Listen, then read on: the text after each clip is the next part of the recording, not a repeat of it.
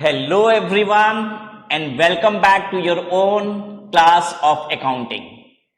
आज की क्लास में जो हम चैप्टर स्टार्ट कर रहे हैं उसका नाम है framework for preparation and presentation of financial statement. तो ये फ्रेमवर्क क्या चीज है? What is this framework? तो अगर हमें अकाउंटिंग स्टैंडर्ड तैयार करने हैं तो उसके लिए भी एक फ्रेमवर्क बनाया गया है कि जब भी एक अकाउंटिंग स्टैंडर्ड तैयार किया जाए तो इस फ्रेमवर्क के दायरे में किया जाए। मैं समझाता हूं। जैसे मान लीजिए एक इवेंट मैनेजमेंट की कंपनी है, वो शादियों का फंक्शन लेती है, वो बर्थडे का फंक्शन लेती है, मैरिज एनिवर्सरीज के फंक्शन का वो काम लेती है। तो उन्होंने भी क्या किया होगा? एक फ्रेमवर्क डिसाइड किया होगा। फ्रेमवर्क क्या है? वो उनकी एक चेकलिस्ट है कि इन चीजों की तैयारी करनी है। ठीक है, ब्रॉडर थिंग्स। फॉर एग्जाम्पल, जैसे अगर एक शादी की प्रिपरेशन करनी है तो ब्रॉडर चीज क्या है? कैटरिंग का इंतजाम होना चाहिए। ठीक है, दूसरा बैंड बाजे वाले का इंतजाम होना चाहिए। तीसरा कुछ रिटर्न गिफ्ट देनी है तो उसका इंतजाम होना चाहिए। और क्या? वेन्यू का इंतजाम होना चाहिए, डेकोरेशन का इंतजाम होना चाहिए, ये सब कुछ होना चाहिए। तो ये सब पता है क्या है? इसी को कहते हैं, जब हम ये पूरा चेकलिस्ट तैयार करते हैं तो इसको कहते हैं फ्रेमवर्क। कि अगर हमें शादी की प्रिपरेशन करनी है तो ये फ्रेमवर्क होना चाहिए। राइट।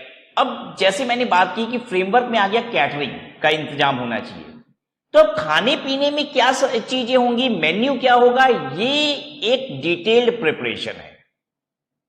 ठीक है, अब ये इस दायरे के अंदर, अब जब ये दायरा हम डिसाइड कर लेते हैं ना, जैसे कैटरिंग हो गया कि बैंड बाजा हो गया, वेन्यू हो गया, ये सब कुछ, ये हो गया दायरा, ये फ्रेमवर्क हो गया।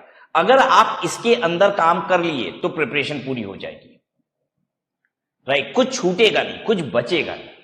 तो दैट्स कॉल्ड फ्रेमवर्क। तो when accounting standard is prepared, तो उसके लिए भी एक फ्रेमवर्क तैयार किया गया है कि जब भी कोई भी स्टैंडर्ड बने तो ये सारे पहलू देख ले कि भाई पूरे हो रहे हैं कि नहीं। क्योंकि अगर ये सारे पहलू को टच नहीं कर रहा है तो यानी स्टैंडर्ड में कुछ गड़बड़ी हो जाएगी। आ रही बात समझ में?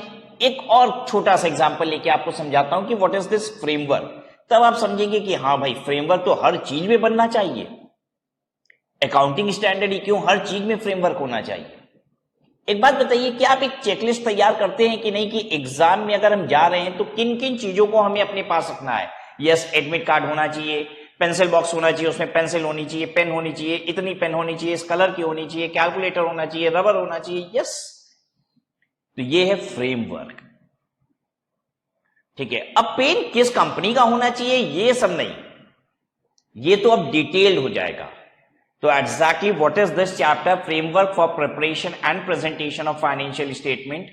तो किसी भी फाइनेंशियल स्टेटमेंट की प्रिपरेशन और प्रेजेंटेशन के लिए एक फ्रेमवर्क बनाया गया है, और जो भी अकाउंटिंग स्टैंडर्ड बनाए जाते हैं उस फ्रेमवर्क के अंतर्गत ही बनाए जाते हैं। उस अकाउंटिंग स्टैंडर्ड की भी टेस्टिंग की जाती है कि ये जितने फ्रेमवर्क डिसाइड किए गए हैं, क्या ये अकाउंटिंग स्टैंडर्ड इन सभी के दायरे के अंदर है कि नहीं है, क्या इन सभी पॉइंट्स को वो टच करता है कि नहीं।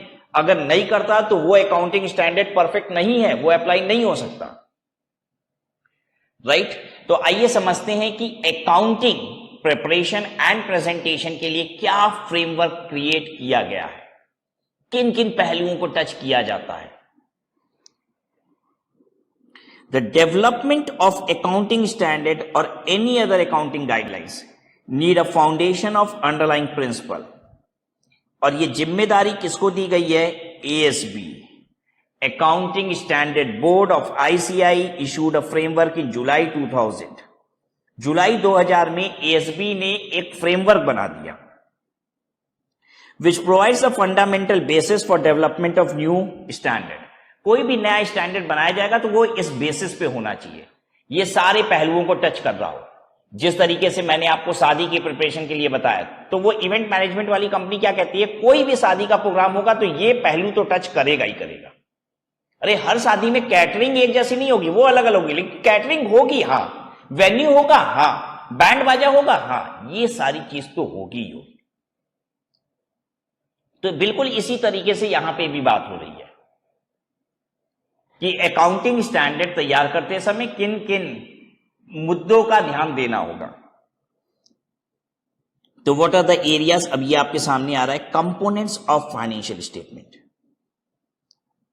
वो फाइनेंशियल स्टेटमेंट के सभी कंपोनेंट्स के बारे में बात कर ले कि भाई ये किसको टच कर रहा है, बैलेंस शीट को टच करेगा, प्रॉफिट एंड लॉस अकाउंट के लिए ये है, ये कैश फ्लो स्टेटमेंट से रिलेटेड है, ये नोट्स टू अकाउंट से रिलेटेड है, ये किस कंपोनेंट से रिलेटेड है फाइनेंशियल स्टेटमेंट के। अगर कोई भी बात हम ऐसी कर रहे हैं जो फाइनेंशियल स्टेटमेंट के किसी भी पहलू को टच ही नहीं कर रहा है, तो फिर ऐसे स्टैंडर्ड की क्या आवश्यकता है। अगर वो अकाउंटिंग स्टैंडर्ड है, जरा सोच के देखिए, अगर वो अकाउंटिंग स्टैंडर्ड है, अकाउंटिंग के लिए बना हुआ है, तो अकाउंटिंग का कुछ भी करिए, अकाउंटिंग में आप कुछ भी करिए, क्या वो इन चारों में से किसी एक जगह होगा, बैलेंस शीट में, प्रॉफिट एंड लॉस अकाउंट में, कैश फ्लो में, या नोट्स टू अकाउंट में? ऑब्वियसली यस, किसी ना किसी एक जगह तो होगा ही होगा। तो कंपोनेंट्स टच करना चाहिए फाइनेंशियल स्टेटमेंट का। ऑब्जेक्टिव ऑफ फाइनेंशियल स्टेटमेंट, देखिए जब एक फाइनेंशियल स्टेटमेंट किसी भी कंपनी का बनाया जाता है, किसी भी दूसरी एंटिटी का बनाया जाता है, तो वो बहुतों के लिए होता है, उसके वाइडर यूजर होते हैं। भाई वो फाइनेंशियल स्टेटमेंट को गवर्नमेंट भी देख रही है टैक्सेस लेने के लिए, राइट? क्या उसके डेटर्स और क्रेडिटर्स भी उसको देख रहे हैं, उस फाइनेंशियल स्टेटमेंट को? हाँ, डेटर इसलिए देख रहा है कि भाई ये कंपनी कैसी है, क्या मैं इससे माल खरीद सकता हूं कि नहीं। क्रेडिटर क्यों देख रहा है, कह रहा है ऐसी कंपनी को हम माल उधार में दे सकते हैं कि नहीं, क्या वो इस लायक है कि नहीं, कहीं ऐसा तो नहीं कि ये कंपनी डूब जाएगी। तो वो भी फाइनेंशियल स्टेटमेंट देख रहा है। शेयर होल्डर्स देख रहे हैं, बैंकर्स देख रहे हैं, अगर किसी ने लोन दे रखा है तो, राइट? तो यूजर ऑफ फाइनेंशियल स्टेटमेंट बहुत सारे हैं, इन सभी की रिक्वायरमेंट को सेटिस्फाई करना चाहिए। जब भी आप एक स्टैंडर्ड बना रहे हो तो इन यूजर्स का ध्यान देना होगा। हमें क्या क्या ध्यान देना होगा अकाउंटिंग स्टैंडर्ड बनाते समय, कि फाइनेंशियल स्टेटमेंट का कंपोनेंट टच होना चाहिए, दूसरा जो उसके यूजर हैं उसके लिए इंफॉर्मेशन होनी चाहिए, मीनिंगफुल होनी चाहिए। There are certain assumptions while preparing financial statement, वो assumption intact रहनी चाहिए। अभी डिटेल में इन सब की बात होगी, इसलिए मैं बहुत ज्यादा बात नहीं कर रहा हूं। Qualitative characteristic of financial statement should be established. Elements of financial statement, criteria for recognition of elements in financial statement, principles for measurement of financial element, and the concept of capital and capital maintenance. इतनी सारी चीजों का ध्यान रखना है। अब बहुत सारी चीज तो मैं आपको थोड़ा थोड़ा बता दिया, कुछ बातों को नहीं बताया, तो अब एक एक करके सारी बात को करते हैं। सबसे पहले है कंपोनेंट्स ऑफ फाइनेंशियल स्टेटमेंट।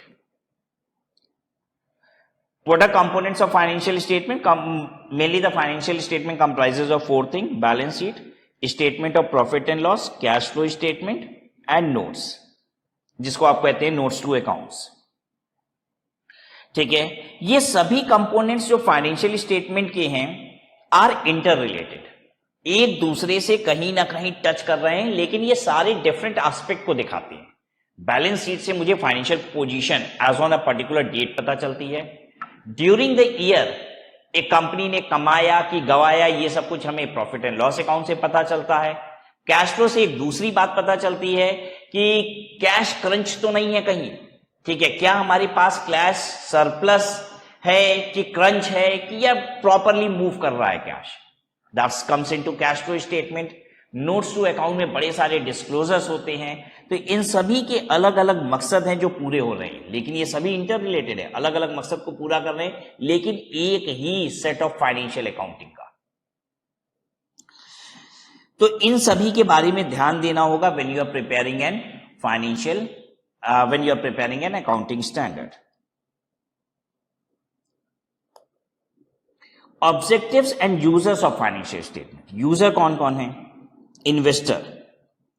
क्या investor user of financial statement है? क्या एक कंपनी की बैलेंस शीट पीएल को इन्वेस्टर देखना चाहेगा? हाँ भाई, वो जानना चाहता है, उसने पैसे लगा रखे हैं कंपनी में, उसको अपडेट चाहिए कि कंपनी कैसी चल रही है, क्या चल रही है। तो अकाउंटिंग स्टैंडर्ड जब तैयार किया जा रहा है ना, तो इन यूजर्स को जो चाहिए वो बात पूरी होनी चाहिए। कुछ ऐसा स्टैंडर्ड आप मत बना दीजिएगा जिनमें हमने यूजर्स का ध्यान ही नहीं रखा। हमने जो अकाउंटिंग स्टैंडर्ड बनाया उससे किसी एक आध यूजर का पर्पस सर्व हो रहा है, लेकिन बाकी का पर्पस सर्व ही नहीं होगा। हमने अकाउंटिंग ट्रीटमेंट इस कदर बताई कि बाकी का पर्पस ही सर्व नहीं हो रहा है, तो नहीं चलेगा। This is the framework. आपको ध्यान रखना होगा कि एम्प्लॉइज भी देख रहे हैं, अच्छा, एक कंपनी के एम्प्लॉइज उसका फाइनेंशियल स्टेटमेंट देखना क्यों पसंद करेंगे? भाई कोई भी किसी कंपनी में नौकरी कर रहा है तो ये जानना चाहेगा कि नहीं ये कंपनी कमा रही है कि नहीं, क्योंकि अगर वो कंपनी कमा नहीं रही है तो 4 दिन में बैठ जाएगी, उसकी भी नौकरी खतरे में है कि नहीं है? तो जो भी इंसान कहीं काम कर रहा है वो जानना चाहता है कि जहां वो काम कर रहा है वो कंपनी कब तक चलेगी भी कि नहीं चलेगी भाई। तो वो भी इंटरेस्टेड है to know the financial position of the company.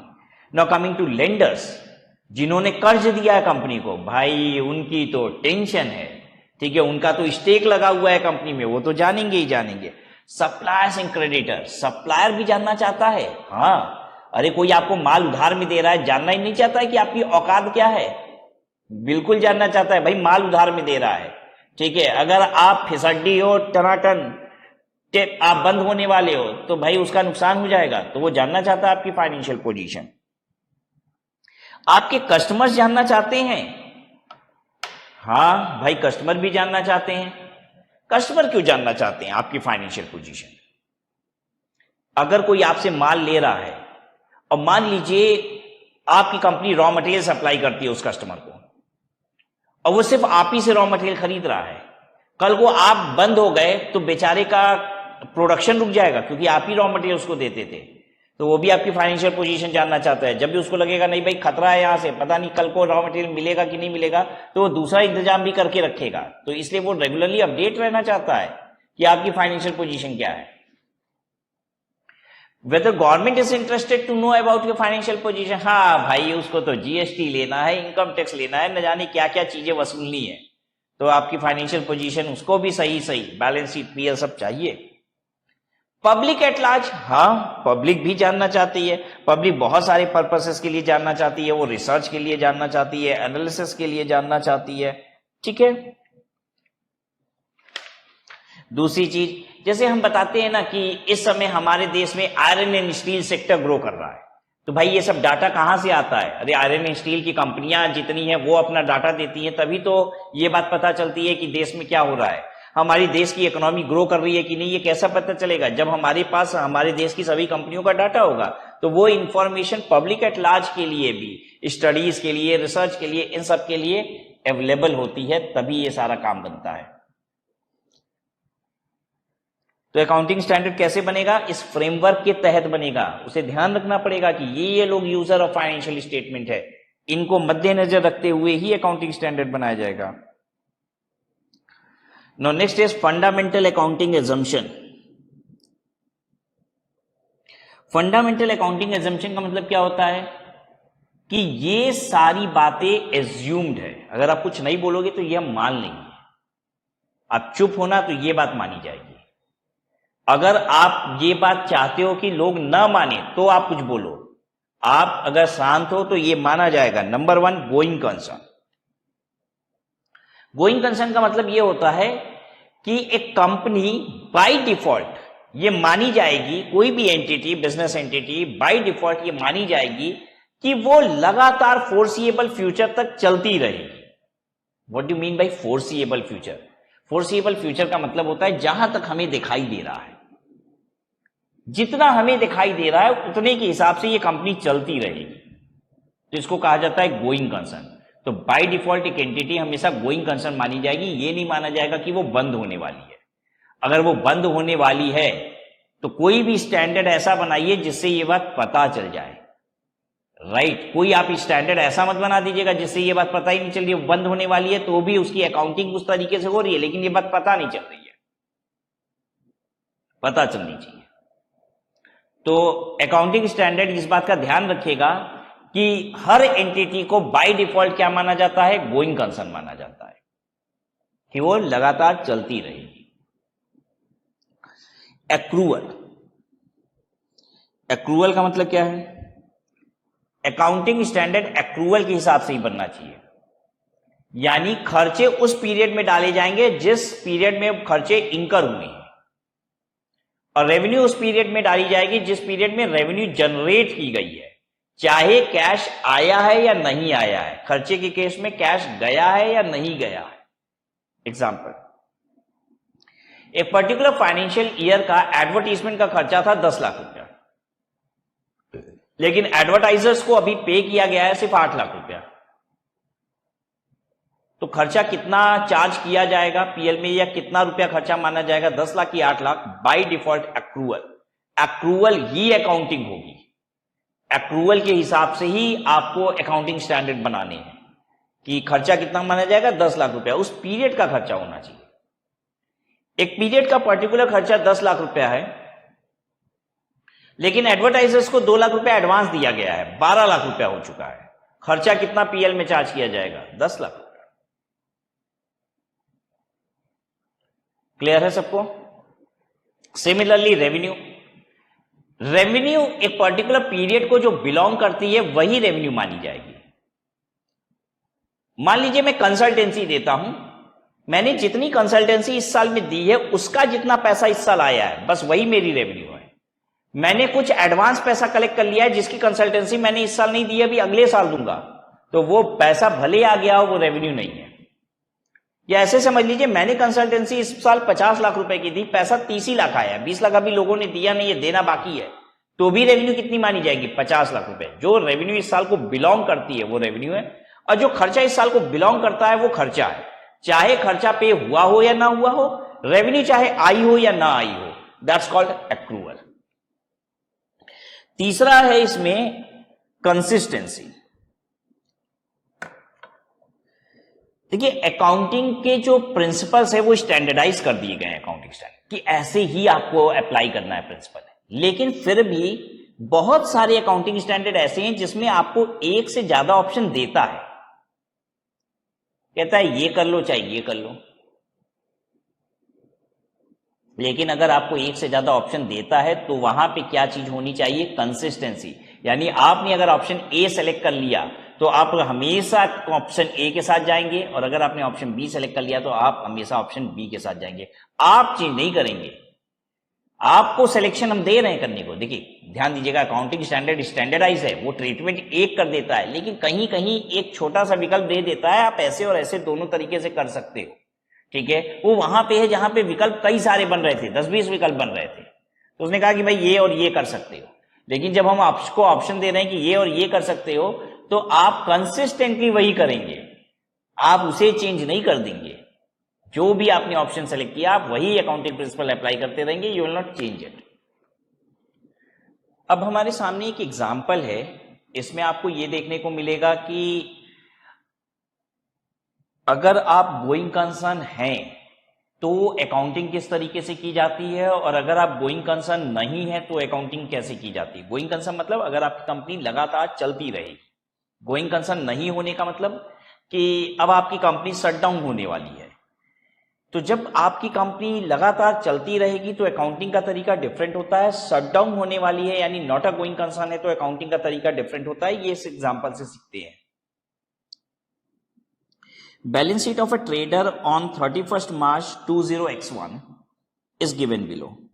ये एक डेट है जिसको आप जो चाहे जो में एज्यूम कर लिए, 2021 2031 व्हाटएवर, ठीक है। तो x1 में बैलेंस शीट आपको दी हुई है, capital 60,000, profit and loss account 25,000, 10% loan is 35,000, trade payable 10,000, property plant and equipment 65,000, stock 30,000, trade receivable I hope you understand, debtor 20,000, deferred expenditure. Deferred expenditure क्या होता है, वो खर्चा जो कि over a period of time charge किया जाता है, ठीक है। It's an revenue expenditure but deferred, हम लोग इसको टुकड़ों में चार्ज करते हैं। जैसे मैं एग्जांपल से बताऊं, जैसे कंपनी इनकॉर्पोरेशन के जो खर्चे होते हैं वो टुकड़ों में चार्ज होते हैं, ठीक है। एक बड़ा आपने एडवर्टीजमेंट एक्सपेंडिचर कर दिया तो that can be considered as a deferred revenue expenditure, जिसका आप बेनिफिट आप 2-3 साल तक लेंगे, तो वो स्प्लिट करके हम उन खर्चों को चार्ज करते हैं, तो it is one of the deferred expenditure. 10,000, bank balance is 5,000। Additional information, remaining life of property plant and equipment is 5 years। The pattern of use of the asset is even, मतलब बराबर हर साल इस्तेमाल होता है, 5 साल लाइफ है। तो depreciation कितना होना चाहिए, तो डेप्रिसिएशन होना चाहिए 65,000 divided by 5 is equal to 13,000, right. फिर उसके बाद क्या कहता है, the net realisable value of the property plant and equipment on 31 March X2 यानी नेक्स्ट ईयर, ये X1 ईयर था, ये X2 एक साल बाद, इसकी वैल्यू जो है वो 60,000 रुपए है। इस प्रॉपर्टी प्लांट इक्विपमेंट की वैल्यू 65,000 नहीं है, 60,000 है। 65,000 से 60,000 हो जाएगी एक साल बाद, यानी कि डेप्रीशिएशन कितना हुआ, 5,000 रुपए। डेप्रीशिएशन हुआ 5,000। अब ये 13,000 और 5,000 ये अलग अलग डेप्रीशिएशन क्यों आ रहा है, आइए इसी बात को समझना है। जब एक कंपनी गोइंग कंसर्न होती है तो एक साल बाद एसेट की वैल्यू एक्चुअल में कितनी है या लायबिलिटी एक्चुअल में कितनी है, ये नहीं देखने की जरूरत पड़ती है। हम जो नॉर्मल अकाउंटिंग करते हैं उसी हिसाब से करेंगे। 65,000 की एसेट है, 5 साल चलेगी तो एक साल का डेप्रीशिएशन हुआ 13,000 रुपया। लेकिन अगर कंपनी बंद होने वाली है तो बैलेंस शीट जो अब बनेगी उसमें एक्चुअल वैल्यूज आनी चाहिए सारी की सारी। और एक्चुअल वैल्यू कब आएंगी, जब आप डेप्रीशिएशन कितना चार्ज करेंगे, 5,000 ही। 65,000 से 60,000 हो जानी चाहिए, क्योंकि 60,000 रुपए आपको मिल सकता है। जब भी company not a going concern होती है तो सारे एसेट एंड लायबिलिटीज को रियलाइजेबल वैल्यू पे ला दिया जाता है। रियलाइजेबल वैल्यू का मतलब एसेट का रियलाइजेबल वैल्यू मतलब बेचेंगे तो कितना मिलेगा, लायबिलिटी का रियलाइजेबल वैल्यू मतलब लायबिलिटी को पे ऑफ करेंगे तो कितने में पे ऑफ होगी। ठीक है, जैसे क्रेडिटर है 30,000 रुपए का, अगर 29,000 रुपए पे करके ही काम चल जाएगा तो हम क्रेडिटर की वैल्यू बोलेंगे 29,000, राइट।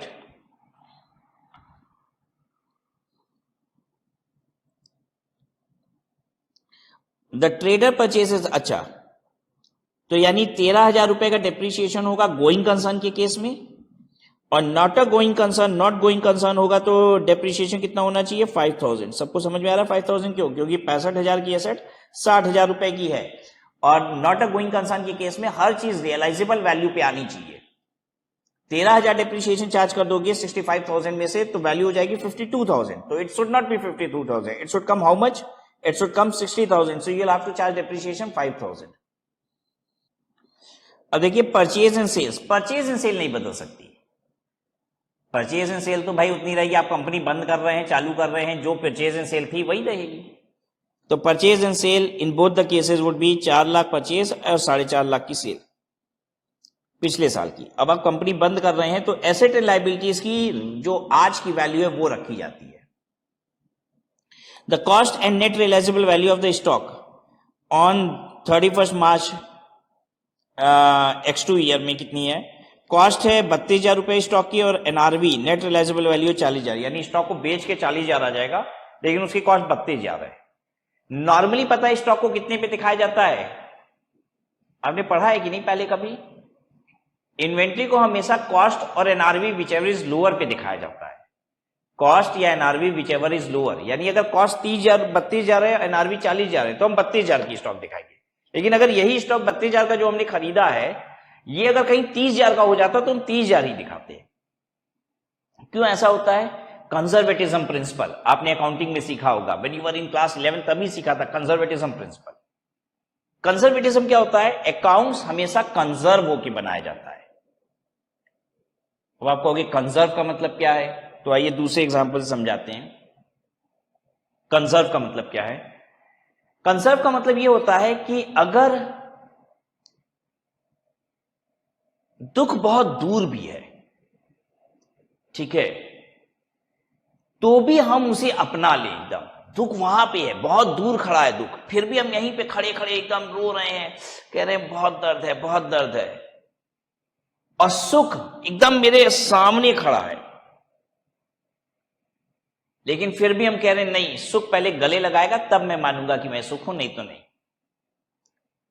तो this is what conservatism, conserve होगी हर चीज को। जैसे रिजल्ट आने वाला है, आने से पहले ही आप रोना शुरू कर दिए, अभी 5 मिनट बाद रिजल्ट स्क्रीन पे आपके दिखाई देगा, लेकिन उसके पहले ही रोना शुरू कर दिए। ये है कंजर्वेटिज्म प्रिंसिपल, कि पहले से ही दुख को रियलाइज कर लिए। अरे आप हंस भी तो सकते थे, पहले ही इंजॉय कर सकते थे रिजल्ट स्क्रीन पे आने से पहले, तो वो हम नहीं कर पाते क्योंकि हम कंजर्वेटिज्म प्रिंसिपल को फॉलो करते करते एकदम मेरा माइंड वैसे ही सेट हो गया है। क्या कभी किसी को देखा आपने, रिजल्ट स्क्रीन पे आने वाला है उसके पहले 5 मिनट पहले नाच रहा है, यस हमारा रिजल्ट आने वाला है 5 मिनट में? नहीं, या तो वो रो रहा होगा, तो दैट्स दुख को पहले से रियलाइज करना। बिल्कुल अकाउंटिंग की भाषा में अगर बात की जाए तो खर्चों अगर दूर भी है तो प्रोविजन बना लो, लेकिन अगर कोई प्रॉफिट बेनिफिट आने वाला है तो क्या कभी उसका प्रोविजन बनाया है आपने? आप प्रोविजन फॉर बैड डेट बनाते हो, provision for such and such expenses बनाते हो, क्या कभी रेवेन्यू का प्रोविजन बनाए कि ये आ सकता है? नहीं। अकाउंटिंग भी कंजर्वेटिज्म प्रिंसिपल को फॉलो करता है, कहता है दुख दर्द यानी खर्चे वर्चे पहले से रियलाइज कर लो, लेकिन प्रॉफिट बेनिफिट रेवेन्यूज जब आएगा तब माना जाएगा। राइट? तो अगर स्टॉक की कीमत कम हो गई तो ये एक नुकसान है, ये एक नुकसान, इसको तुरंत रियलाइज कर लिया जाता है। तो दोनों में से जो कम होता है नॉर्मली उस पर वैल्यू किया जाता है, लेकिन अगर कंपनी बंद होने वाली है तो नेट रियलाइजेबल वैल्यू, हर चीज की रियलाइजेबल वैल्यू पे ही रखा जाता है। भाई अब कंपनी बंद हो रही है तो अब आप ये देखो कि मेरे पास क्या है, एसेट है, लाइबिलिटी है, कितनी है कितनी नहीं है, that you need to see. So going concern में हम लोग स्टॉक को 32,000 रुपए का दिखाएंगे, क्योंकि दोनों में से जो लोअर है उस पर दिखाना है, तो 32,000 रुपए पे दिखाएंगे। और दूसरा नॉट अ गोइंग कंसर्न में हम लोग 40,000 रुपए पे स्टॉक को दिखाएंगे, नॉट गोइंग कंसर्न में। Expenses including interest on 10% loan 3500 for the year amounted to 14,900।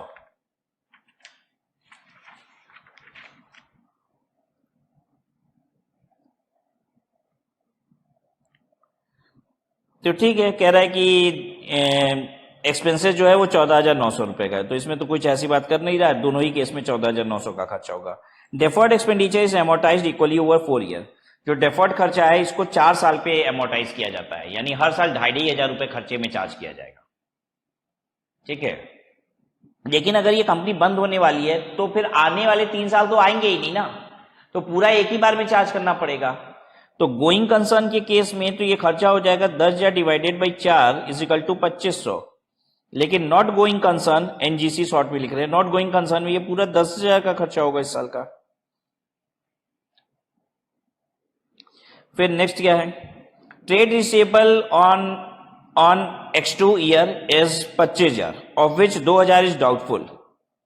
अच्छा, trade receivable 25,000, 2,000 doubtful. Collection of another charge depends on successful reinstallation of certain product supplied to the customer. कह रहा है trade receivable 25,000 का, 2,000 तो doubtful है ही, और 4,000 रुपए और डाउटफुल है, क्योंकि वो डिपेंडेंट पता है किस पे है, क्योंकि कस्टमर को जो माल दिया गया उसकी सक्सेसफुल इंस्टॉलेशन हो जाए, कंपनी बंद होने वाली है, पता नहीं सक्सेसफुल इंस्टॉलेशन हो पाएगा कि नहीं, तो 4,000 और डूबने की संभावना है अगर कंपनी बंद हो रही है, और नहीं तो 2,000 डूबने की संभावना है। अगर कंपनी बंद हो रही है तो 4,000 और डूबने की संभावना है, यानी 6,000 डाउटफुल डेब्ट हो जाएगा। तो हम लोग ऐसे बोल सकते हैं इसको कि गोइंग कंसर्न के केस में बेड डेब्ट जो है वो 2,000 का है प्रोविजन, लेकिन अगर नॉट गोइंग कंसर्न है तो हमारा बेड डेब्ट हो जाएगा 6,000 रुपए,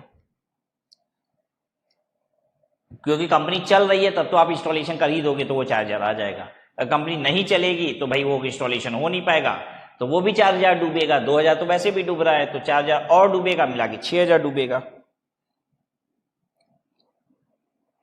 closing trade payable is 12,000 which is likely to be settled at 5% discount. Trade payable 12,000 रुपए का है, 5% कम में ही सेटल हो जाएगा। क्रेडिटर को अगर आप 5% 600 रुपया कम भी दे दोगे तो चलेगा, लेकिन पैसा अगर हम क्रेडिटर को कम दे देंगे, ये एक इनकम है, रेवेन्यू है। डेटर हमें 500 रुपया कम देगा, 600 रुपया कम देगा, इसका हम प्रोविजन बनाते हैं। क्या कभी आपने ट्रेड पेबल का क्रेडिटर का प्रोविजन बनाया कि वो कम ले लेगा? नहीं, अकाउंटिंग कंजर्वेटिज्म प्रिंसिपल पे चलती है, ये सब नहीं होता है। अगर सुख आएगा तो आने दो भाई, आएगा तब मानेंगे। ठीक है, क्रेडिटर का 600 रुपया कम पे सेटल हो जाएगा ना, तब मानेंगे, हो जाएगा, ये चीज रियलाइज नहीं किया जाता। दुख दर्द है तो भाई दे दो, दे दो, ये अकाउंटिंग कहता है। कहता है दुख है, दर्द है, दे दो, दे दो, मैं ले लूंगा। अकाउंटिंग कहता है कोई सुख है, कहता है नहीं नहीं अभी नहीं लूंगा, पूरा आने दो, सुख को गले लगा देने दो, पकड़ लेने दो, मुझे जकड़ लेने दो, तब मानूंगा कि सुख है। That's what accounting is.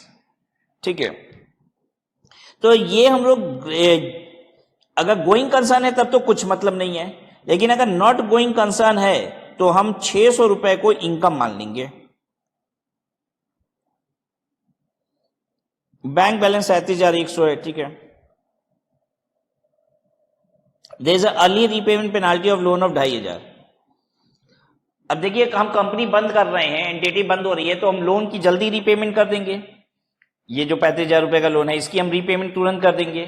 जब हम रीपेमेंट इसकी तुरंत करेंगे तो ये लोन लिया गया था एक सर्टेन टेन्योर के लिए, मे भी 5 साल 10 साल के लिए, तो बैंक करिए इतना जल्दी पैसा क्यों दे रहे हो, हम 2,500 रुपए तुमसे पेनाल्टी लेंगे जल्दी देने का। मैं समझ रहा हूं आपको दिक्कत होगी ये बात समझने में कि भाई जल्दी दे रहे हैं बैंक को, कर्जा वापस कर रहे हैं, जल्दी वापस कर रहे हैं, तो उसे दिक्कत क्या है, क्यों नहीं वो क्यों हमसे 2,500 रुपए लोन की पेनाल्टी ले रही है। तो मैं आपको समझाता हूं, जब भी एक बैंक ने लोन दिया था तो उसका ऑब्जेक्टिव क्या था कि आपसे ब्याज कमाएंगे, ठीक है। आपने धड़ल्ले से लोन लिया और अब कह रहे हो कि नहीं हम वापस करेंगे लोन, तो ब्याज कमाई नहीं पाएगी ना अब आगे, तो इसलिए आपसे पेनाल्टी ले रही है। मैं आपको समझाता हूं,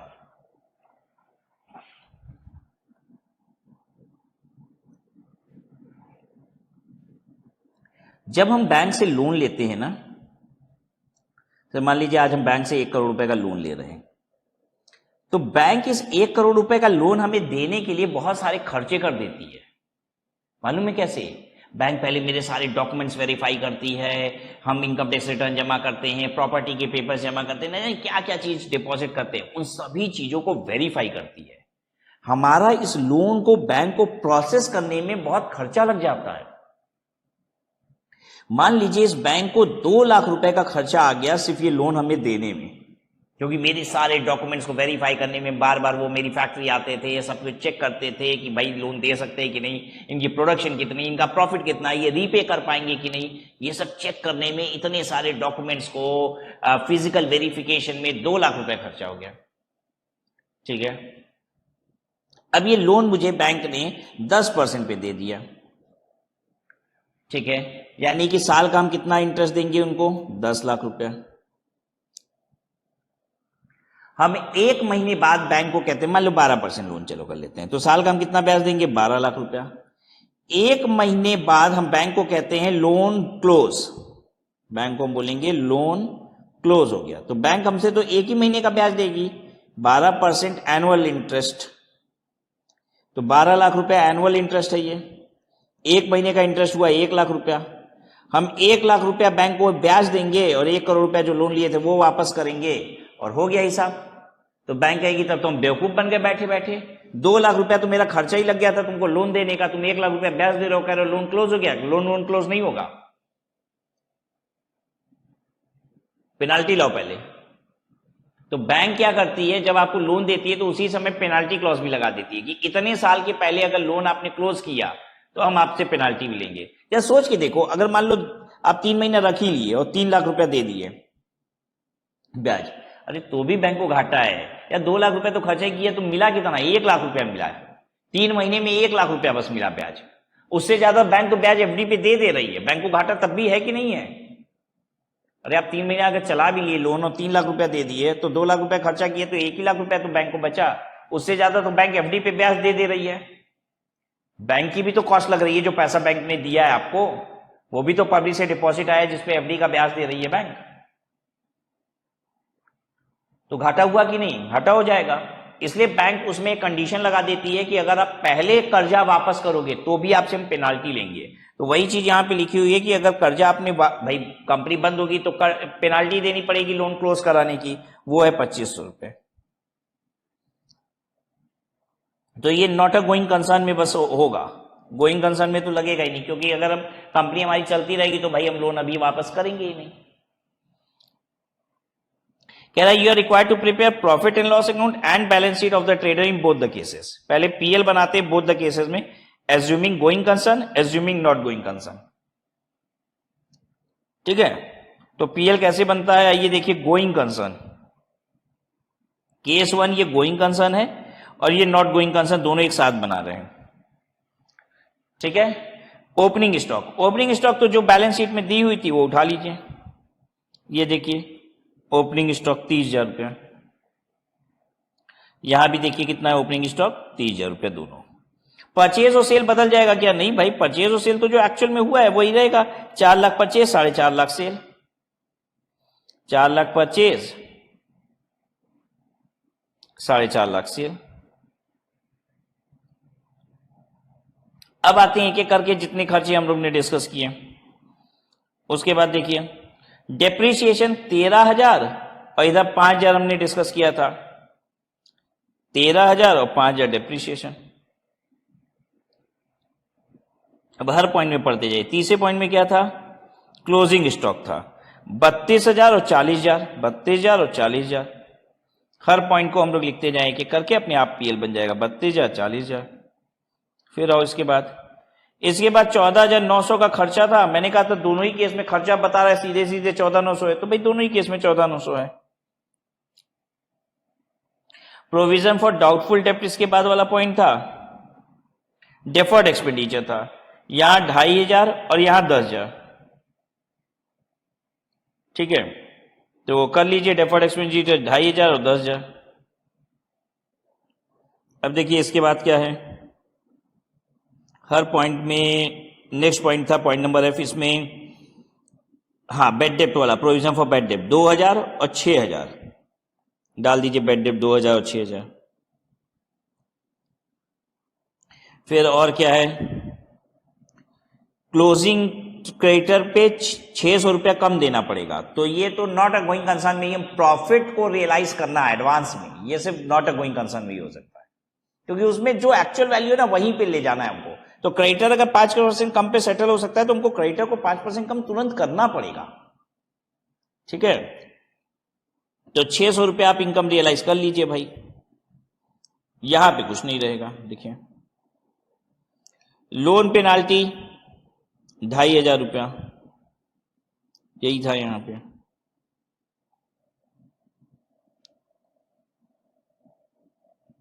आ गया नेट प्रॉफिट। ठीक है, अब देखिए जो जो मेरा नेट प्रॉफिट है उसको हम उठा ले रहे हैं। ये नेट प्रॉफिट 19,600 22,200, तो पिछले साल का अब बैलेंस शीट बना रहे हैं। ठीक है, पिछले साल का जो प्रॉफिट है उसी में जोड़ देंगे। 25,000 रुपए के प्रॉफिट में जोड़ दीजिए। ये 25,000 का प्रॉफिट है, इसमें जोड़ दीजिए बैलेंस शीट में। 19,600 जोड़ दीजिए 25,000 में 44,600, और 25,000 में 22,200 जोड़ेंगे तो 47,200। कैपिटल 60,000 पहले थी, अभी भी 60,000 हो गई। 10% लोन पहले था 35,000, अब देना पड़ेगा 35,000 नहीं 37,500, 2,500 रुपया ज्यादा देना पड़ेगा ना पेनाल्टी के साथ। तो ये लोन देखिए इतना हो गया। ट्रेड पेबल 12,000 है ऐसे तो, लेकिन 600 रुपया कम देना पड़ेगा।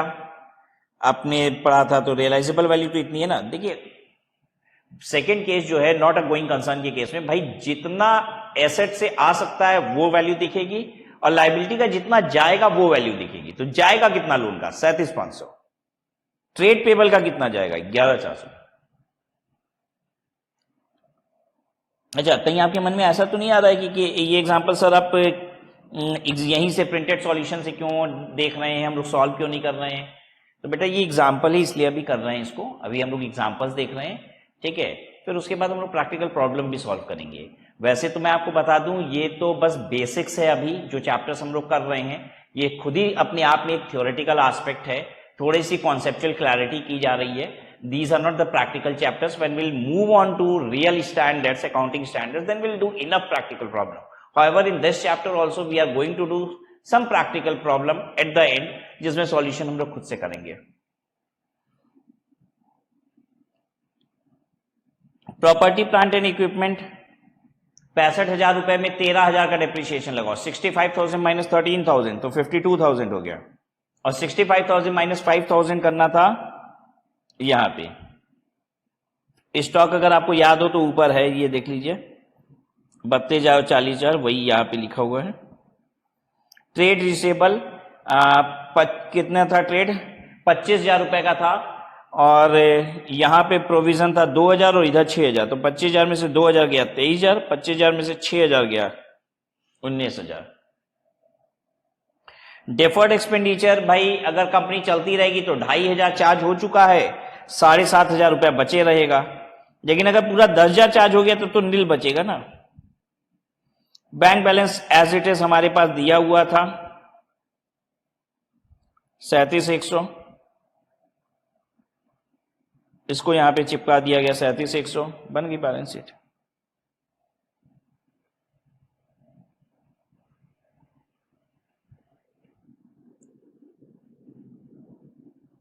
ठीक है।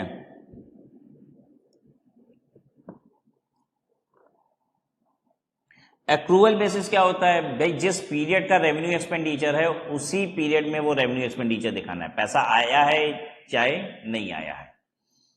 जैसे यहां पे एक एग्जांपल इसको देखिए कि एक ट्रेडर ने आर्टिकल ए परचेज किया क्रेडिट पे पीरियड 1 में 50,000 का, आर्टिकल बी खरीदा पीरियड 1 में कैश में 2,000, ठीक है, और फिर ये दोनों आइटम सेल किया, ए आर्टिकल सोल्ड किया 60,000 कैश में और 2,500 क्रेडिट में बी सेल किया। तो अगर हम एक्रूवल के हिसाब से अकाउंटिंग कर रहे हैं, एक्रूवल के हिसाब से प्रॉफिट एंड लॉस अकाउंट बना दें, तो पता है कैसे बनेगा, सेल में जितना इस साल सेल किए हैं भाई, पीरियड 1 में ही सेल हुआ है ना, तो पूरा सेल लो 62,500। अब परचेज कितना लेंगे, पूरा ही परचेज भी लेंगे, ये दोनों मिला के 52,000।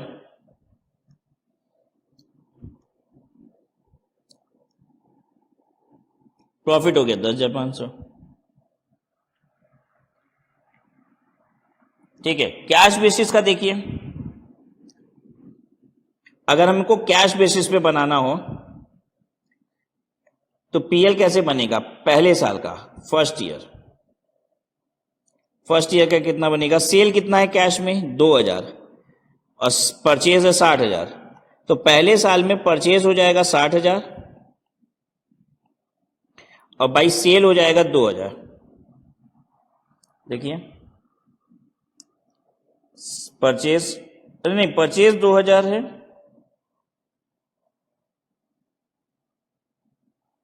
और सेल 60,000 है, उल्टा कर दिए।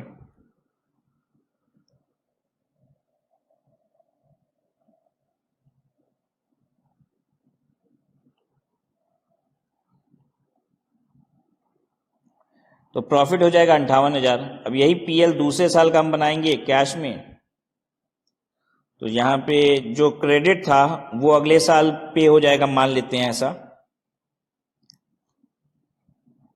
तो अगले साल की परचेज हो जाएगी 50,000 और बाई सेल हो जाएगा अगले साल का, ये जो इस साल क्रेडिट में बिका है वो अगले साल पैसा आ जाएगा ना, तो बाई सेल हो जाएगा 2,500।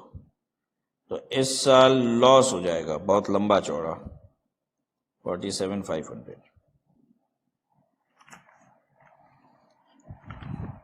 अब पहले साल उल्टे प्रॉफिट हो गया था 58,000 का।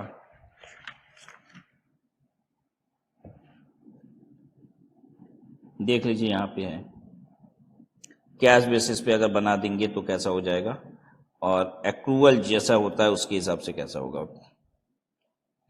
हालांकि बनाना कैसे है एक्रूवल,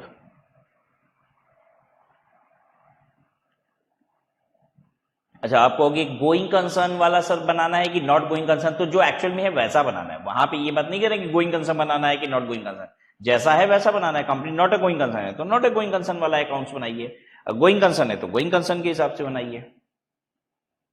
अभी उसकी और प्रैक्टिस करेंगे, एक क्वेश्चन और करेंगे आगे। यहां पे कैश बेसिस अकाउंटिंग करनी ही नहीं है, बस वो दिखाया जा रहा है कि कैश बेसिस पे होता तो अकाउंट्स कैसा दिखता। जो भी ईयर 1 में क्रेडिट लिखा हुआ है वो अगले साल कैश हो जा रहा है, ऐसा मान लिया गया है यहां पे। और एक्रूवल बेसिस पे अकाउंटिंग कैसे होती है ये दिखाया गया, एक्रूवल बेसिस पे ही अकाउंटिंग बनानी है एक्रूवल बेसिस पे ही है, ठीक है।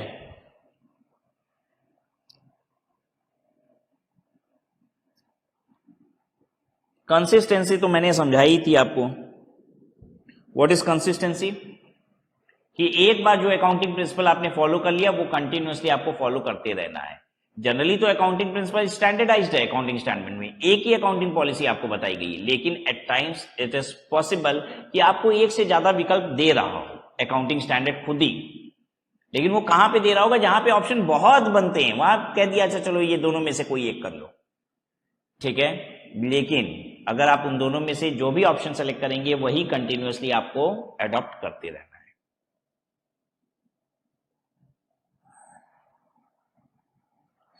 Qualitative characteristics of financial statement,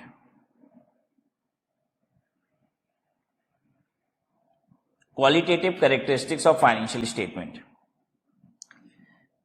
financial statement की क्वालिटी कैरेक्टरिस्टिक पे भी ध्यान दीजिए। जैसे अंडरस्टैंडेबिलिटी। अब ऐसा मत अकाउंटिंग स्टैंडर्ड बना दीजिएगा कि अकाउंटिंग इतनी कॉम्प्लेक्स हो गई उसके बाद कि समझ में ही नहीं आ रहा है, ऐसा प्रेजेंटेशन तुम बना दिए बैलेंस शीट पीएल का, कुछ समझ में ही नहीं आ रहा है। तो अंडरस्टैंडेबल होना चाहिए, बहुत सुंदर होना चाहिए, ठीक है, हर कोई को समझ में आए, ऐसा होना चाहिए।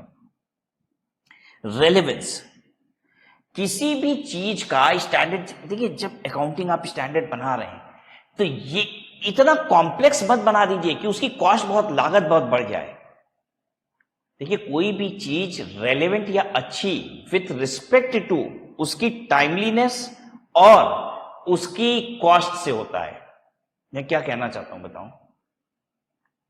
मान लीजिए मेरी ऑफिस में 2 वीडियो एडिटर है, ठीक है, एक वीडियो एडिटर अच्छी एडिटिंग करता है लेकिन वो एक वीडियो को एडिट करने में, फॉर एग्जांपल एक वीडियो को of the same length edit करने में 4 घंटा लेता है, लेकिन दूसरा वीडियो एडिटर थोड़ी कंपैरेटिवली कम अच्छी एडिट करता है लेकिन वो वीडियो को एडिट करने में 1 घंटा लेता है।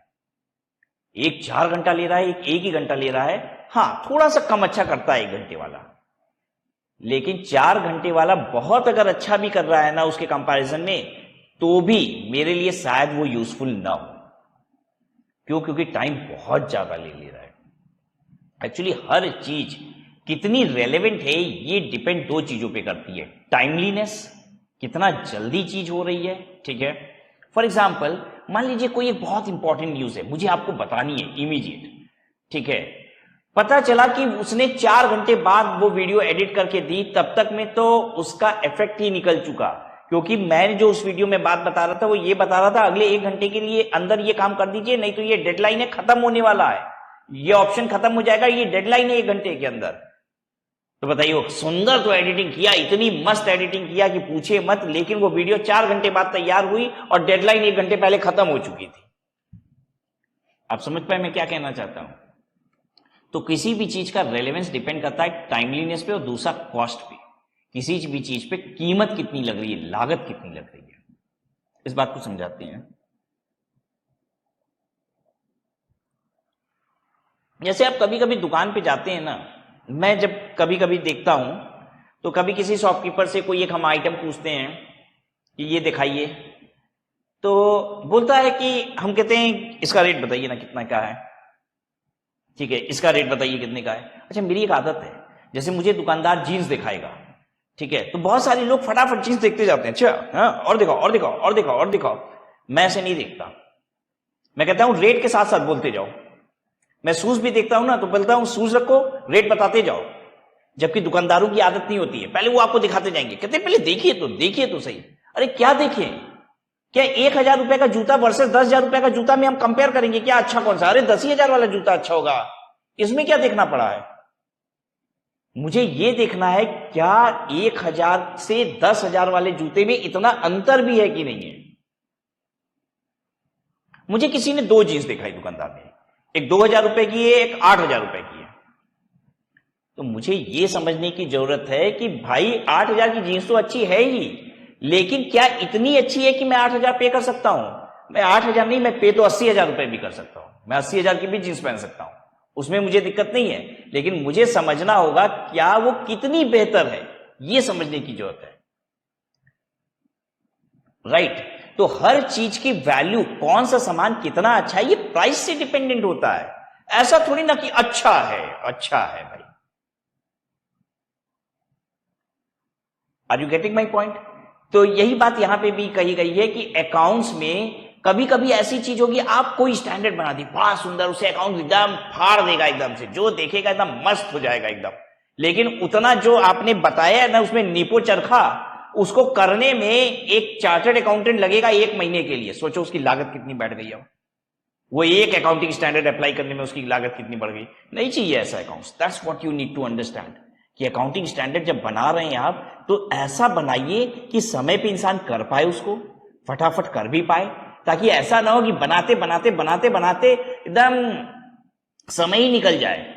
देखिए 31 मार्च की बैलेंस शीट आपको 31 मार्च के 2-3 दिन बाद मिलेगी, 4 दिन बाद मिलेगी, 10 दिन बाद मिलेगी, तो रेलेवेंस है। साल भर बाद मिलेगी तो थोड़ी ना रेलेवेंस है उसका।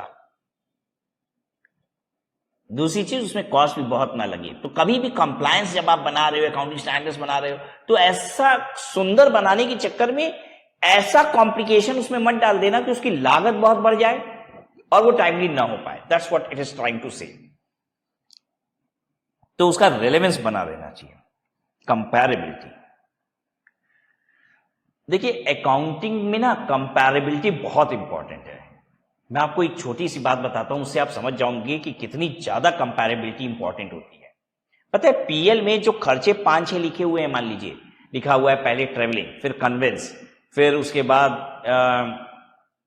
सेमिनार फीस, फिर कुछ और इस तरीके से खर्चा लिखा है। तो अगले साल जो पीएल बने ना, उसमें भी सबसे पहला खर्चा पिछले साल क्या था, ट्रेवलिंग था, तो इस बार भी ट्रेवलिंग लिखे। कन्वेंस था, फिर इस बार भी कन्वेंस ही लिखा है। इतना ज्यादा कंपैरेबिलिटी होनी चाहिए, सिमिलैरिटी होनी चाहिए। एक्चुअली जब फाइनेंशियल स्टेटमेंट एक जैसा ड्रॉन होगा, सिमिलर ड्रॉन होगा, तभी कंपैरेबल होगा आपस में, राइट? तब आप दो PL profit and loss account को सामने पटकेंगे ना, तो आप देख पाएंगे अच्छा ट्रेवलिंग इतना था, इस बार इतना है, इस बार इतना था, इस बार इतना है। तो कोई अकाउंटिंग स्टैंडर्ड ऐसा मत बना दीजिए जिससे जो बैलेंस शीट का पीएल का जो प्रेजेंटेशन है ना, वो बिगड़ जाए।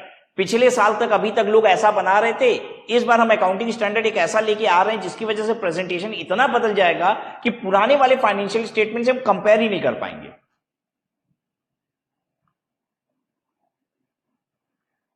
Are you getting my point? तो हमेशा ये ध्यान देना है कि भाई इस तरीके के स्टैंडर्ड बनाओ कि पुराना स्टेटमेंट भी अभी भी कंपेरेबल रहे, राइट? हाँ, अगर अब कुछ बहुत रेलेवेंट बात है जिसको हमें बदलना ही है तो बदलेंगे, हम अकाउंटिंग स्टैंडर्ड बदलेंगे, ऐसा नहीं है, ठीक है? कुछ चेंजेस लाएंगे अकाउंटिंग स्टैंडर्ड, नए अकाउंटिंग स्टैंडर्ड बनाएंगे जिसकी वजह से थोड़ा सा प्रेजेंटेशन बदलेगा। लेकिन ध्यान रखना है, हमें इस बात का ध्यान रखना है कि ऐसा नया अकाउंटिंग स्टैंडर्ड ला दें कि पूरा पलट फेर हो जाए बैलेंस शीट पीएल का, ताकि जब हमको पुराने स्टेटमेंट से कंपेयर करना हो इस बार का फाइनेंशियल स्टेटमेंट, तो कंपेयर ही नहीं हो पा रहा है। रिलायबिलिटी, देखिए भरोसा किया जा सके फाइनेंशियल स्टेटमेंट पे, ये बहुत इंपॉर्टेंट है, ठीक है?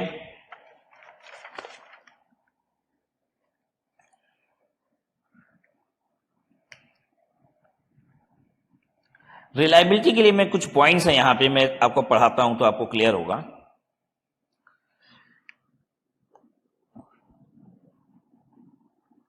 Transaction and events are reported are faithfully represented.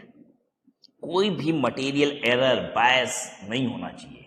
Finance कोई भी स्टैंडर्ड भी बनाओ तो ऐसा हो कि सब सारी फिगर्स बहुत ही फ्री फ्रॉम बायसिज्म। ट्रांजैक्शन और इवेंट को जब भी रिपोर्ट किया जाएगा तो सब्सटेंस ओवर फॉर्म पे रिप्रेजेंट किया जाएगा। इसका क्या मतलब है? इसका मतलब यह है, सब्सटेंस का मतलब होता है अंदर से, फॉर्म का मतलब होता है ऊपर से। सब्सटेंस का मतलब क्या होता है? सब्सटेंस का मतलब होता है अंदर से, फॉर्म का मतलब होता है ऊपर से। कह रहा है ऊपर की जगह अंदर से समझो ट्रांजैक्शन को, अंदर ओवर ऊपर, ऊपर से जैसा ट्रांजैक्शन दिख रहा है उसकी बजाय अंदर से वो ट्रांजैक्शन कैसा है उसके बेसिस पे रिकॉर्ड करो। इस बात को दूसरे तरीके से समझाएंगे ना तो आप समझेंगे शायद। आप अपना जीवन साथी किसे बनाना चाहेंगे? आप अगर प्यार कर रहे हैं, मोहब्बत कर रहे हैं, तो किससे करना चाहेंगे? जो ऊपर से देखने में बहुत खूबसूरत है या अंदर दिल से बहुत खूबसूरत है? हालांकि आपका ओपिनियन डिफर कर सकता है, लेकिन सच्चाई तो इसमें है कि आप उस इंसान से प्यार कीजिए जो अंदर से खूबसूरत है। यही बात अकाउंटिंग में कही गई है कि अंदर को ज्यादा तवज्जो दो, उसके हिसाब से चीजों को रिकॉर्ड करो, ना कि ऊपर के हिसाब से। उसका जो लीगल फॉर्म है, ऊपर से वो कैसा दिखता है उसके हिसाब से रिकॉर्डिंग नहीं करो, वो अंदर से एक्चुअली में कैसा है उसके हिसाब से रिकॉर्डिंग करो। आई बात समझ में? तो अब इसका एक एग्जांपल भी लेना पड़ेगा। सर ये अंदर ऊपर वाली बात प्यार मोहब्बत में तो समझ में आ गई, अकाउंटिंग में इसका क्या मतलब है? अकाउंटिंग में इसका क्या मतलब है? तो अकाउंटिंग में मैं इसका मतलब समझाता हूं आपको। जैसे जब आप एक लीज पे एसेट लेते हैं तो उसमें क्या होता है कि लीगल एग्रीमेंट के हिसाब से जिसने एसेट आपको दी है वही उसका मालिक है, और आपने लीज पे एसेट ली हुई है, ठीक है? लेकिन ये लीज बड़ी लॉन्ग टर्म है, ठीक है, ये लीज बड़ी लॉन्ग टर्म है और आप एक दिन उस एसेट के ओनर बन जाओगे। मतलब वो लीज इस तरीके की है कि आप किराया देते रहिए और एक दिन आप मालिक बन जाएंगे। ठीक है, दैट्स, जैसे मैं आपको इसका एग्जांपल दूं, जैसे आप मार्केट में किसी टेम्पो वाले से बात कीजिए, रिक्शे वाले से बात कीजिए, तो पता है वो क्या बोलेगा? कहेगा मैंने रिक्शा किस्तों पे लिया है। टेम्पो वाला बोलेगा मैंने ना टेम्पो किस्तों पे लिया है, एक दिन सारी किस्त भर देंगे और टेम्पो मेरा हो जाएगा। अब ये किस्त क्या है मालूम है आपको? एक्चुअली वो फाइनेंशियल लीज पे लिया हुआ है। ऑटो रिक्शा ये सब फाइनेंशियल लीज पे उन्होंने लिया है। ठीक है, और एग्रीमेंट में उनके ये लिखा है कि वो हर महीने किराया देते हैं। जो यूज कर रहे हैं ना, रिक्शा वाला जो रिक्शा लिया है, टेम्पो वाला ने जो टेम्पो लिया है, वो किराया दे रहे हैं और इतने महीने का किराया देने के बाद, इतने सालों तक देने के बाद वो टेम्पो वो रिक्शा उनका हो जाएगा। हालांकि वो सब इतने पढ़े लिखे नहीं है तो वो जानते नहीं है, अदरवाइज इसको बोला जाता है फाइनेंशियल लीज। राइट, तो एक बात बताइए, जो टेम्पो वाला टेम्पो लेके किस्तें भर रहा है, एक दिन उसका मालिक हो जाएगा, क्या वो आज भी मालिक है कि नहीं है? अरे अंदर से देखा जाए तो वही मालिक है भाई। वो मर्जी जहां मर्जी वहां दौड़ा रहा है, जहां मर्जी वहां लड़ा रहा है, उसी का टेम्पो है। खराब हो रहा है तो वही तो बनवा रहा है, तेल उसमें वही भरा रहा है, अपने ही घर के आगे लगाता भी है रात में। सच पूछिए तो अंदर से वो मालिक है। तो अकाउंट्स यही कहता है अंदर से क्या है उसके हिसाब से रिकॉर्डिंग करो। कागजों पे देखोगे तो लिखा हुआ है वो जो बैंक है ना वो मालिक है, क्योंकि वो अभी किस्त ले रहा है फाइनेंशियल लीज में। पता है अच्छा कागजों पे ऐसा क्यों लिखा जाता है? इसके पीछे भी कहानी है कि कागजों पे ऐसा क्यों लिखा जाता है। अब जरा सोच के देखिए, एक रिक्शे वाला मान लीजिए कोई किस्त अब ना जमा करे, कोई किस्त ना जमा करे, अगर कागजों पे ये लिखा गया होता कि रिक्शे वाला ही मालिक है और वो किस्त भरेगा, यही लिखा गया होता एक्चुअल में भी, तो रिक्शा वाला अगर कोई किस्त ना भरता तो वो जो फाइनेंसर है ना वो कुछ भी उस रिक्शे वाले का उखाड़ नहीं पाता, क्योंकि वो कोर्ट भी अगर चला जाएगा ना, रिक्शे वाले के खिलाफ केस भी कर देगा तो रिक्शा वाला कोर्ट में चला जाएगा। अब बोलेगा जज साहब मैं बीमार हूं, घर में पड़ा हूं, रिक्शा चला नहीं रहा हूं, मेरे पास पैसे नहीं है, बताइए कहां से दें इसको? तो जज साहब कहेंगे बदतमीज, कहेंगे गरीब के पेट पे लात मारते हो, तुमको शर्म नहीं आती, तुम ही को 2000 रुपया दे देना चाहिए इसको, पैसे लेने चले गए हो। यही होता है, ये है हमारे देश का हाल। वो पैसा लगाया हुआ है उसके रिक्शे में, उसको पैसा नहीं मिल रहा है, फिर भी वो कुछ नहीं कर पाएगा, क्योंकि जज साहब भी ये समझ रहे हैं ना। देखिए हमारे देश का कानून क्या है, जज साहब समझ रहे ये गरीब देगा कहां से, अब करे तो क्या करे, तो उनको फैसला ऐसा सुनाना ही पड़ता है। लेकिन अगर वो एग्रीमेंट में ऐसा लिख दे कि तुम क्या दे रहे हो, किराया दे रहे हो, यानी मालिक कौन है? फाइनेंसर मालिक है रिक्शे का, तो तुम जिस दिन किस्त नहीं दोगे रिक्शा लेके चला जाएगा सीधे, क्योंकि मालिक वो था। अब तुम जाओ कोर्ट में, कहेगा कि नहीं भाई तुम कौन हो, तुम तो किराया देने वाले थे, किराया नहीं दे रहे हो, तो गया तुम्हारा रिक्शा, खत्म। लेकिन अगर हमने रिक्शे वाले के नाम कर दिया होता और अब हम पैसा उससे मांगते किस्त, तो हम रिक्शा तो छू नहीं सकते, क्यों? क्योंकि हम मालिक नहीं है। हम क्या मांग सकते हैं उससे? किस्त, और किस्त वो दे नहीं रहा है। हम जाएंगे कोर्ट में वो कहेगा गरीब आदमी है, बोलिए क्या करें हम? वो जज साहब को उल्टे बोलेगा कि मैं गरीब आदमी हूं, रिक्शा हमसे छीन लेगा, तो इसके बाद जब बाकी हम ठीक होंगे ना तो उसके बाद चोरी चकारी करेंगे हम, फिर आएंगे जज साहब, देखिएगा इसी कोर्ट में आएंगे हम। क्यों? क्योंकि हमारे पास कमाने का साधन आप छीन रहे हो। जज साहब कहेंगे अरे बाप रे, ये तो और केस बढ़ाएगा, इसको रिक्शा रहने देते हैं इसके पास। फाइनेंसर को कहेगा कि बताओ शर्म नहीं आती तुमको, पैसे मांगते हो, अभी ये बीमार है, एक काम करो 10,000 रुपए इसको और दे दो, धीरे धीरे करके चुका देगा तुम्हारा। Yes, that's what will happen in court. इसलिए ऐसे एग्रीमेंट बनाए जाते हैं। चलिए मैं कहां से कहां आपको ले गया, बस आपको यह समझाना चाहता था कि अकाउंटिंग अंदर से क्या है एक्चुअल में, उसको देख के की जाती है। जब हम लोग अकाउंटिंग स्टैंडर्ड पढ़ेंगे ना तो आपको समझ में आएगा, अच्छा ऊपर से ऐसा लेकिन अंदर से ऐसा ऐसा हो रहा है इसमें। ठीक है, लॉजिक के साथ समझाऊंगा कि इस वजह से ऐसा हो रहा है, और फिर बताऊंगा कि अंदर से लेकिन ये ऐसा है इसलिए अकाउंटिंग ऐसे होगी। ऊपर से कागजों पे तो यही लिखा है, लेकिन अकाउंटिंग उसके हिसाब से नहीं होगी। अकाउंटिंग होती है सब्सटेंस ओवर फॉर्म।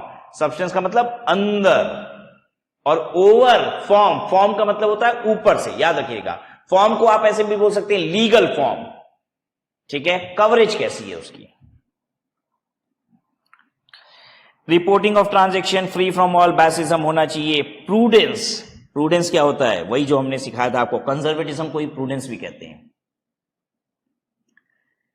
कि खर्चा है, दुख है, दर्द है, एकदम दौड़ के पकड़ लो उसको। जैसे अकाउंटिंग क्या कहता है मालूम है, वो रहा खर्चा, कहता है दौड़ जाओ पकड़ लो उसको खर्च से, ठीक है। वो रही रेवेन्यू, कहता है ऐसे खड़े रहो एकदम, हाथ पीछे करके खड़े रहो एकदम, ठीक है, आओ आने दो, रेवेन्यू को आने दो। दैट्स व्हाट प्रूडेंस इज, ठीक है। अगर मैं आम बोलचाल में ऐसे समझाता हूं लोगों को कि दुख दर्द के लिए क्या है कि दुख वहां खड़ा है, तो कंजर्वेटिज्म प्रिंसिपल कहता है दौड़ के जाओ, दुख को गले लगा लो और रोना शुरू कर दो, ठीक है। और अगर सुख बगल में भी खड़ा है एकदम, तो हाथ पीछे करके खड़े रहो, सुख को गले लगाने दो। दैट्स व्हाट प्रूडेंस इज, ठीक है। चलिए आज की क्लास को यहीं पे समाप्त करते हैं। तो अभी लेकिन कुछ और भी फ्रेमवर्क्स हैं अकाउंटिंग स्टैंडर्ड बनाने के लिए, तो उनको अगली क्लास में देखेंगे।